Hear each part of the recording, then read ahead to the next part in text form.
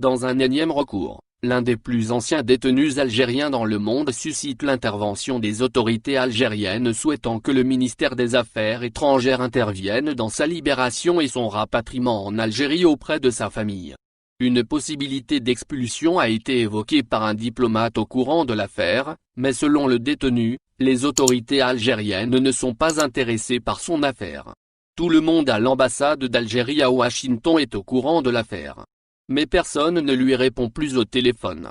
La secrétaire de l'ambassadeur me répond toujours que l'ambassadeur n'est pas là, se désole Jedi Jahadi.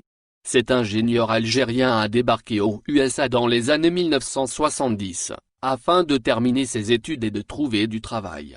En 1986, le détenu âgé alors de 31 ans, vivait avec une Américaine. Lors d'une dispute qui a éclaté entre le couple, Jedi, pris de colère, a tiré sur sa compagne.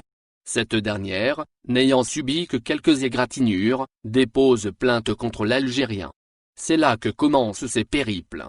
Selon le système judiciaire américain, l'accusé se doit de clamer et de prouver son innocence. Mais à défaut d'être un Arabe qui a tiré sur une Américaine selon un diplomate, sa tentative n'a pas abouti et il se retrouve alors condamné à la perpétuité pour tentative de meurtre. Suite à ce verdict, le détenu algérien a essayé d'entrer en contact avec le consulat, puis l'ambassade. Des Algériens résidant aux USA ont collecté de l'argent pour pouvoir couvrir les frais des avocats, mais en vain. Je suis abandonné ici depuis 34 ans. Je ne sais pas quand je vais quitter cette prison, a confié Jedi Jahadi au quotidien Liberté lors d'un entretien téléphonique, précisant qu'en 2018, la justice avait ordonné ma libération. Il ne manquait que la signature du gouverneur.